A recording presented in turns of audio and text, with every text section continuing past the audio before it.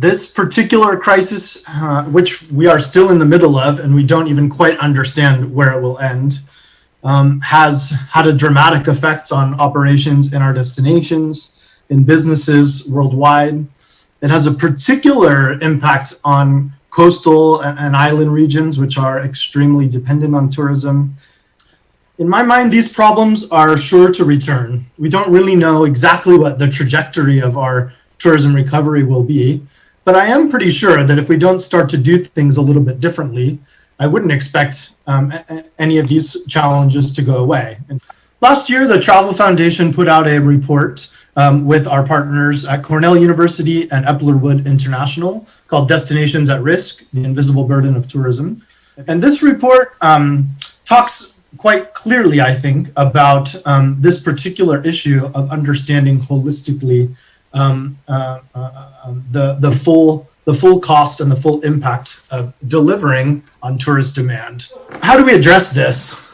First of all, I think that the foundational issue that we need to look at is the tourism development mandate and how success is framed.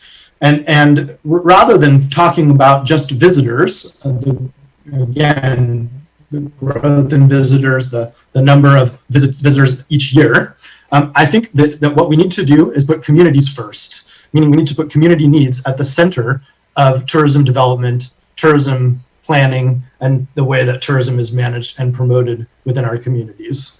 What does it mean to put communities in the center? It can mean several things, but I'll break it down into the three things that I think are the most important. Number one, that local way of life is actually enhanced, and that local people have a say in what happens within their communities, and not just a survey, but a real voice at the table. That local people genuinely have the opportunity to benefit from tourism up and down the value chain. That local needs are prioritized, and supply chains are grown to be, local supply chains are grown to be as strong and resilient as possible. And that the resources and biodiversity that communities depend on are ultimately protected. A few months ago, the Travel Foundation joined up with several other NGOs to launch a new coalition called the Future of Tourism. We came together at a critical moment for the industry because we felt it was important to share these messages. It's simply a movement to demonstrate agreement and build community around these principles. I'm going to share the principles now.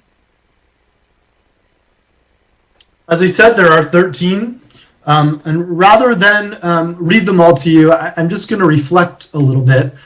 For me, I've been talking a bit about this idea that we need to reframe what success looks like in tourism. And to me, again, no problem if growth is one of those things that we look at. But we need to introduce, I see quite a lot of intersectionality when I look at these principles around areas like how the sector responds to climate change and contributes to addressing the biggest existential crisis of our time.